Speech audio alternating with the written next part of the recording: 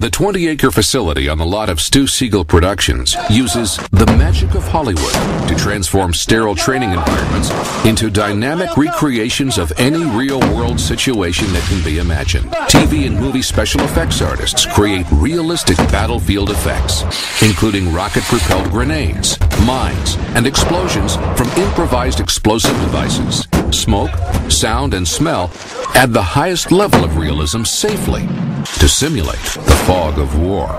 The level of fidelity achieved in training is so high that those who are immersed in it call it hyper-realistic training. For those preparing for combat, it becomes stress inoculation.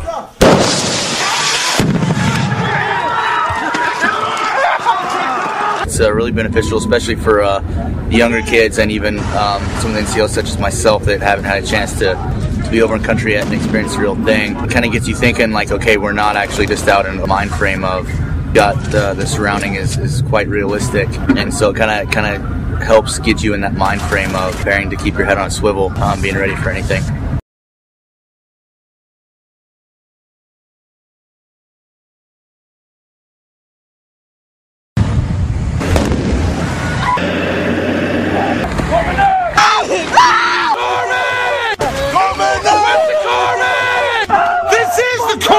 Strategic operations we did.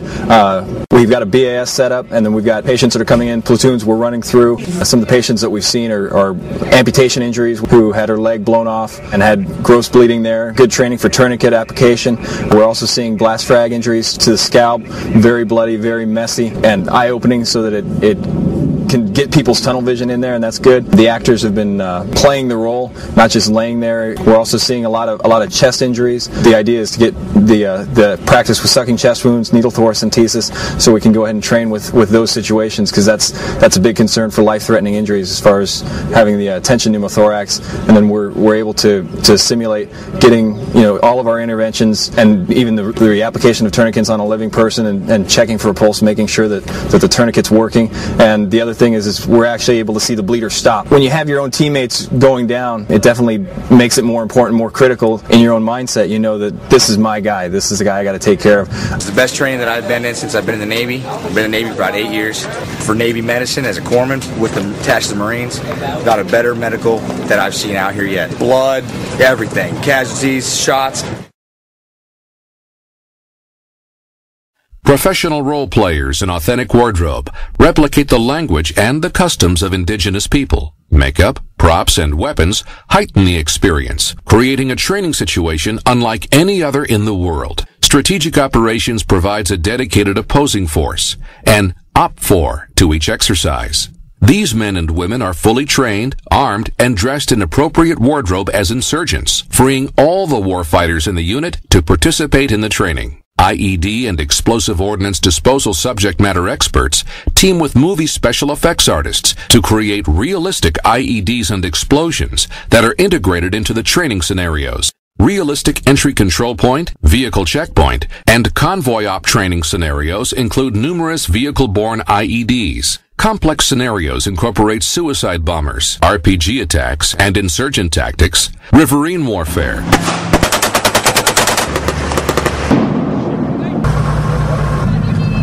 Subject matter experts in the areas of foreign weapons and foreign language and customs. The result? Where interaction with civilians on the battlefield, rules of engagement, and escalation of force can be simulated with a full range of battlefield effects. The training that we're receiving here, there's no equal anywhere else.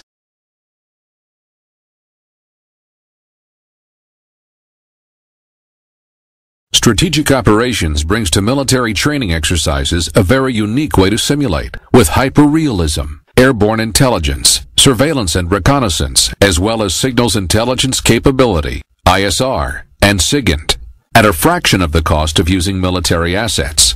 Strategic Operations and its team member, Commuter Air Technology, known as CAT, provide scheduled and on-demand contracted turnkey air assets to special operations and other military training exercises. The team can deliver ISR and limited airdrop and airlift capability where military assets are either unavailable or too expensive by employing civilian aircraft and commercial, off-the-shelf, electro-optical and infrared radar systems. This unique team emulates military support platforms like UAVs and AC-130 or MC-130s as surrogates. The units on the ground receive the same downlink data as if they were working with a military aircraft. Strategic Operations delivers unprecedented realism, availability, and cost-effectiveness for airborne ISR and signals intelligence. Strategic Operations created a very unique partner nation Special Operations Force to faithfully replicate real Afghan and Iraqi Special Operation units. Bilingual Iraqi and Afghan actors with military backgrounds are trained and equipped for combat operations. Each unit is capable of supporting itself while in the field, complete with vehicles, tents, cots, power, food, water, and full combat gear, including AK-47s or M16s and M4s. Each unit is trained in close quarters battle, mount, first aid, and convoy and night driving with night vision devices. Strategic Operations provides these units to train with Marine Corps Special Operations, Navy SEALs, and Army Special Forces with outstanding results. A state-of-the-art shoot house and a military operations in urban terrain or MOUT facility replicate the type of urban environments warfighters experience when they deploy in support of the global war on terrorism. At Maritime Interdiction Training Site, Navy, Marine, and Coast Guard teams can practice visit, board, search, and seizure scenarios in a merchant ship simulator that features a helicopter that hovers above the deck, simulating rotor wash, sound, and communications. Teams can board the ship via fast rope, caving ladder, or Jacob's ladder, and can saw or torch through hatches to enter realistic-looking ship spaces. Strategic Operations can transform existing, European-looking permanent MOUT facilities that are sterile to more realistic third-world environments. Ordinary shipping containers also can be dramatically transformed to look like real buildings, whether it is a single container or multiple units stacked in two-story configurations or assembled to replicate villages or towns. Ordinary-looking steel boxes transform into complex-looking, richly textured, hyper-realistic urban environments.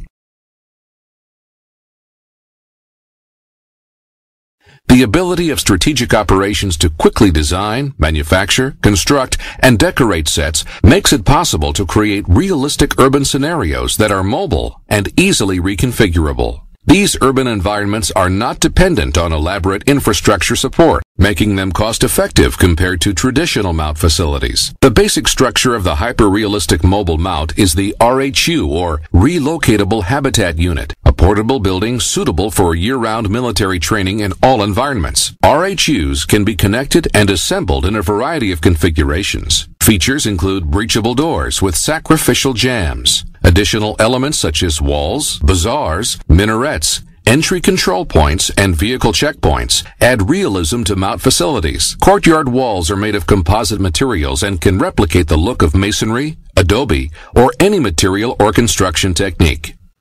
MOUT villages and towns come alive when layers of texture are added. Just as Hollywood designers and decorators create lifelike sets by adding realistic props, Strategic Operations creates any imaginable prop, be it fruit, vegetables, grain, animal carcasses and fish, or vendor stands, signs, and even graffiti.